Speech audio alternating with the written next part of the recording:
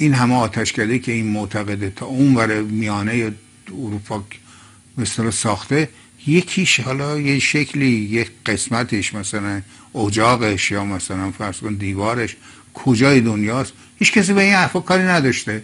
فقط چون اونجا یک کتیبه است گفتن که خب بله اینجا نوشته که چیز شاپور رفته مثلا فرض کن تا روم و هی اونجا آتشکده ساخته.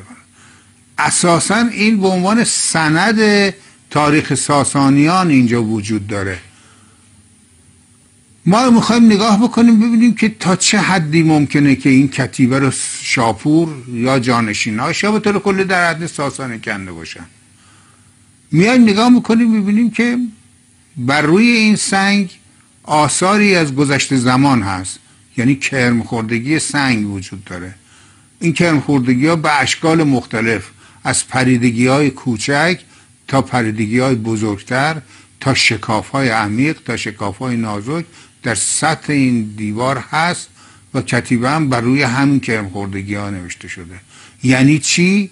یعنی ایشون شاپور یا هر کسی دیگه که مأمور کندن این کتیبه در اون عهد بوده، وقتی داشته این کتیبه رو میکنده، چنان که تصویر به وضوح به شما نشون میده، هنگامی که رسیده به یکی از این کرم خوردگی ها، اون وقت قضیه نگارش رو متوقف کرده، از روی این کرم خوردگی پریده، ادامه کلمه رو در آن سوی این چاله ناشی از کرم خوردگی کنده. این کاملا چون یکی و دوتا و 10 تا نیست و همه رو ما به شما نشون میدیم، کاملا معلوم میکنه کسی که این کتیبه رو کنده، زمانی که میکنده این سنگ به همین شکل کرم خورده بوده و او رو مجبور کرده که در فاصله این کرم خوردگی ها چیزی ننویسه و کلمه رو 2 پاره کنه، نصفش در سمت راست کرم خوردگیش، نصفش در سمت چپ. در تمام این کتیبه هایی که بر این بنا هست این حکم جاری است. یعنی وقتی شما میرسید به لطمات سنگ، نوشتن قطع میشه، به بعد از لطمه منتقل میشه. خب این نشون میده که این دیوار موقعی که کتیبه روش کنده میشده دارای این عیوب ناشی از گذشته زمان بوده. خب یعنی اگر ما فکر کنیم که این کتیبه کهنه، باید بگیم که در این محوطه بزرگ نقش رستم که این همه صخره آزاد هست و توش 10 ها و 10 ها تابلوی حجاری شده وجود داره، این شاپور گفته که من علاقمندم که مطالبم رو روی سنگ خورده خمیری که مجبور باشید شما نصف کاره مطالبتون رو ول کنید برید بعدش رو اون بنویسید. آخه قضیه حتی به اینجا هم ختم نمیشه. ما دیواری داریم که میبینیم که در این دیوار آسیب هایی که وارد شده بر سنگ ناشی از گذشته زمان نیست، بلکه این آسیب ها جدیده. یعنی هنگامی که میخواستن این دیوار رو تمیز کنن و بشورن برای بستن داربست در امکانات محدود زمان رضاشاه، خود دیوار را سنگش رو سوراخ کردن و داربست به اونجا زدن. خب اول سوال میکنیم که یک، شما با چه اجازه‌ای برداشتید این دیوار رو اینجوری معیوب کردید و این آسیب ها رو بهش وارد کردید؟ دو، حتی بر این آسیب های جدید وقتی ما متمرکز میشیم میبینیم مطالب نوشته شده آمده بر این به این آسیب که رسیده چند سان بونده به لبه این آسیب متوقف شده، باز ادامه نوشته رو پس از آسیب چیز کرده. این برای هر کسی که کمترین وابستگی به تعصب داشته باشه کاملا حکایت میکنه که چه به سر ما آوردن. یعنی در عهد رضاشاه، در پایان دوران رضاشاه، یعنی در زمان 1116-17 برای ما کتیبه کندن به عنوان شاپور در مثلا فرض کن 700 سال پیش. هیچ کسی هم نگفته که آخه این چه وضعه، یعنی چرا این کلمه اومده وقتی رسیده به این آسیب و روش پریده. این نشون میده که این قلابیه. هیچ کس در این باره ها صحبت نکرده در هیچ حدی و در هیچ اندازه‌ای، بلکه همه همون متن دروغین رو که خود آقایون دانشگاه شیکاگو به عنوان ترجمه این کتیبه هایی که تازه کندن به ما تحویل دادن، همون متن سر کلاس ها خوندن بردن تو کتاب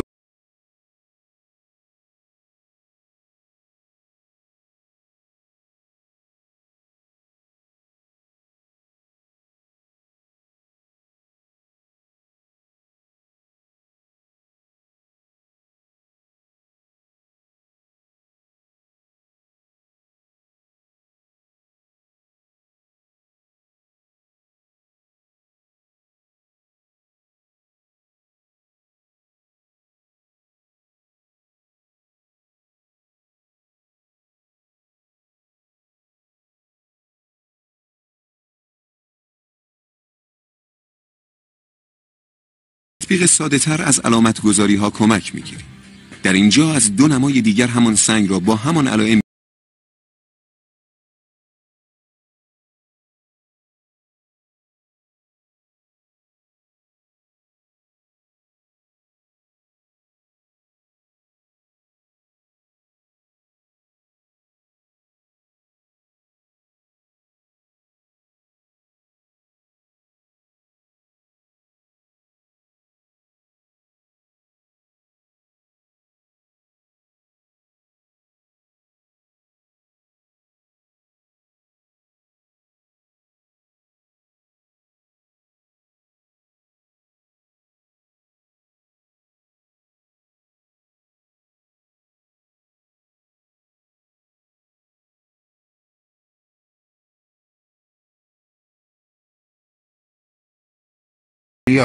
آنقدر فراوانه و اسنادی که خودشون منتشر کردن انقدر لودهنده است که ما حالا میتونیم به راحتی اثبات بکنیم که این کتیبه اصولا نه فقط جدید کنده شده بلکه محتوی هیچ پیامی نیست، برای اصلا نمیشه خوندش.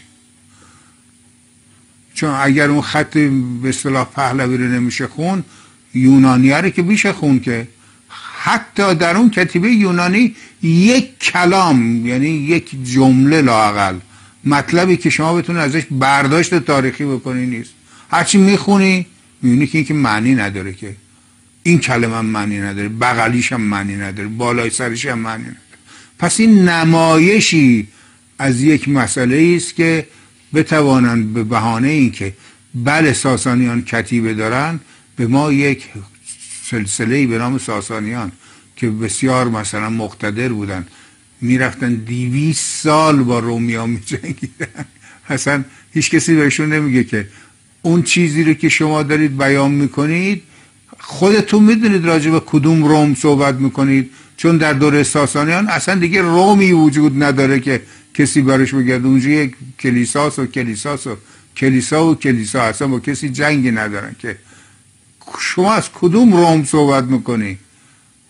همین جوری با این فرض که همه چیز در اختیار خودشونه، هر مطلبی رو خواستن به عنوان تبدیلش کردن به یه حقیقت تاریخی.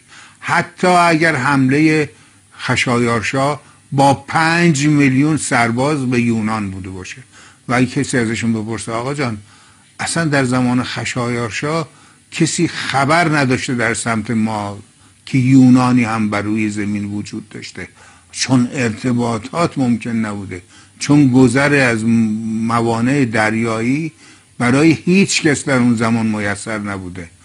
آقایون میگن که ما نمیدونم 5 میلیون آدم رو برداشتیم رفتیم یونان و از 300 نفر شکست خوردیم اومدیم. حتی همین خنده ای هم که شما میکنه هیچکی نکرده و رفته فیلم شده، رفته کتاب شده، رفته هر چیز دیگه ای شده و این شده جزو حقایق تاریخ این منطقه. Good afternoon, passengers. This is